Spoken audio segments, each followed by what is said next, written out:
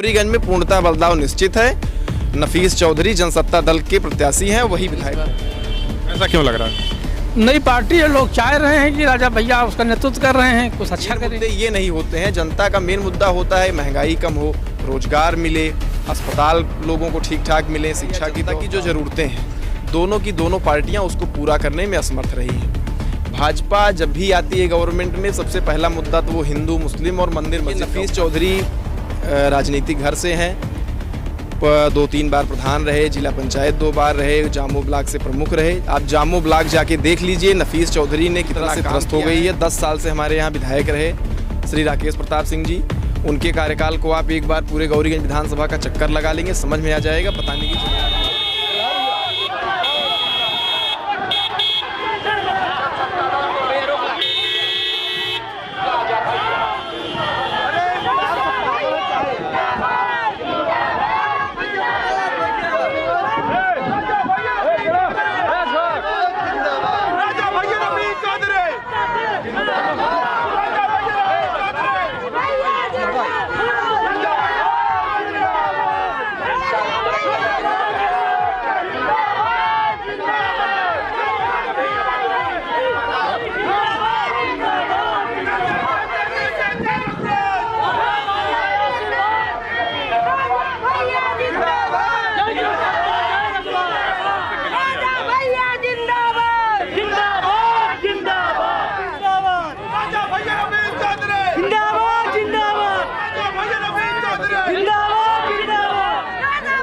नमस्कार, लाइव प्रतापगढ़ में आपका स्वागत है। मैं हूं दुर्गेश। दोस्तों, इस समय हम खड़े हैं गौरीगंज विधानसभा में। आपको बता दें कि राजा भैया जो है आज यहां पे कहीं न कहीं लोगों से मुलाकात किए, एक जनसमर्थन करके अपने प्रत्याशी जनसत्ता दल के नफीस चौधरी के लिए उन्होंने वोट मांगी है। अब जानने की कोशिश करते हैं गौरीगंज की जनता से कि 2022 के विधानसभा चुनाव में इस बार अपने विधानसभा से ये किसको देखते हैं। साथ ही 2022 के साथ साथ क्या लखनऊ में बदलाव होगा या फिर से योगी जी या अखिलेश।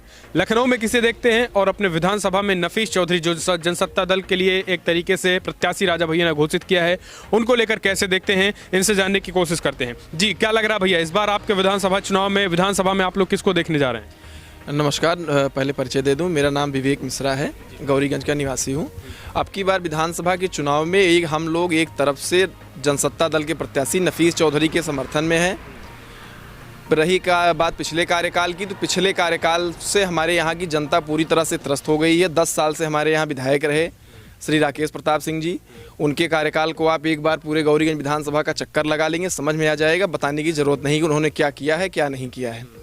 लोग उनसे अब ये कहिए कि थक चुके हैं या आशा ख़त्म हो गई है, इसलिए हम लोग नफीस चौधरी जी को राजा भैया के प्रत्याशी हैं, जनसत्ता दल को पूरे समर्थन और सहयोग के साथ यहाँ पर जिताएंगे। किन कामों को लेकर आप मानते हैं कि राजा भैया किन कामों को लेकर दिखा करके जनसत्ता यहाँ पे ये आप लोग वोट करेंगे? देखिए, काम के बारे में कहना तो अभी जल्दबाजी होगी, क्योंकि अभी नई पार्टी बनी है। 2018 में इसका गठन हुआ है।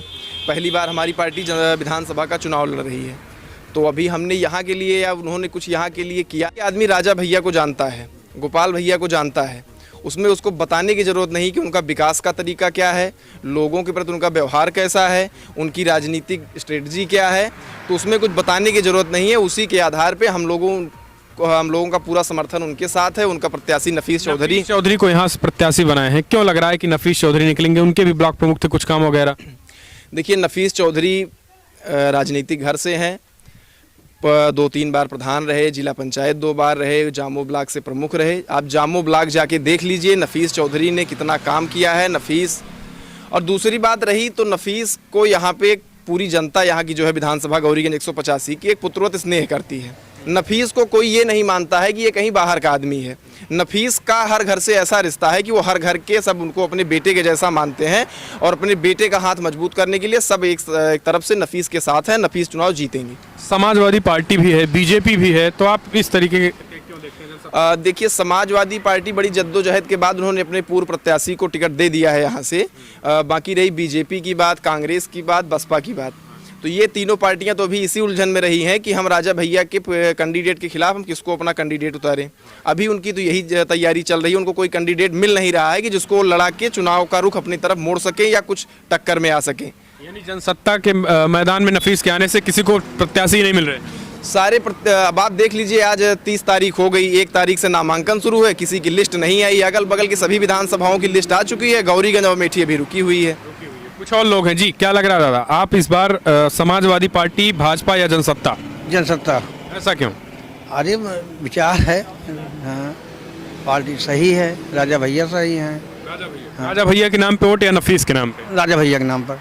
हाँ नफीस भी यहाँ पे ब्लॉक प्रमुख थे, क्या लग रहा है कि उन्होंने भी कुछ बढ़िया किया? हाँ, जरूर किया होगा, हमारा गौरीगंज ब्लॉक पड़ता है। हाँ, अभी ज़्यादा जानकारी तो नहीं। तो राजा भैया के नाम पे जो है आप लोग वोट करेंगे? हाँ जी, राजा भैया के नाम पर वोट करेंगे। बीजेपी को क्यों नहीं, सपा को? अरे सपा को आप जानते हैं गुंडे की पार्टी है, हाँ, इसलिए नहीं करेंगे। भाजपा? भाजपा ठीक है। हाँ। जी, क्या लग रहा भैया आप? जी, जनसत्ता दल जीतेगी इस बार। ऐसा क्यों लग रहा है? नई पार्टी है, लोग चाह रहे हैं कि राजा भैया उसका नेतृत्व कर रहे हैं, कुछ अच्छा करेंगे, इसलिए लोग।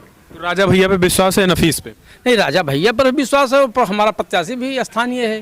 हाँ, वो भी अच्छा काम करेगा। प्रत्याशी जो है वो कहीं ना कहीं ठीक है? जी ठीक है, प्रत्याशी ठीक है, अच्छी छब है, कोई उनका आपराधिक इतिहास नहीं है और राजनीतिक परिवार से हैं। कई बार जिला पंचायत सदस्य रह चुके हैं, ब्लॉक प्रमुख रह चुके हैं, दो ग्राम प्रधान उनके घर में हैं, तो कुछ है राजनीतिक हैसियत तो उनकी है ही है। तो लग रहा है कि अगर विधानसभा में विधायक बनेंगे तो जनता की सुनेंगे? जी जी, जरूर सुनेंगे, जरूर सुनेंगे। हाँ सर, राजा भैया के भी किसी कामों को आप लोग जानते हैं? नहीं, यहाँ दरअसल उनका यहाँ कार्य क्षेत्र कुंडा और बाबागंज विधानसभा नहीं, दरअसल हम लोग वहाँ भी गए नहीं हैं। हाँ, लेकिन सुनते हैं कि अच्छा काम किए हैं, दूर से सुनते हैं। हाँ, कि अपने क्षेत्र में राजा भैया अच्छा कार्य किए हैं, तभी तो लगातार जीत रहे हैं भाई, स्वयं जीत रहे हैं। एक सीट पर उनका आदमी जीत रहा है, तो कुछ बात तो है ही है, तभी तो जीत रहे हैं। अच्छा ठीक है, भी काम भी आप जानते हैं राजा भैया की या फिर कैसे क्या? अब चूँकि यहाँ पर तो अभी नया पे अब इस बार जो है चुनाव लड़ रहे हैं, तो इसलिए जो है ना अभी काम के बारे में तो कुछ बोल नहीं सकते हैं। अब यह है कि नई पार्टी है, नए लोग हैं, तो कम से कम हम लोगों को आशा और विश्वास है। तो क्या लग रहा है कि प्रदेश में किसको देखते हैं आप? प्रदेश में तो हम देखेंगे राजा भैया को कि मुख्यमंत्री बने।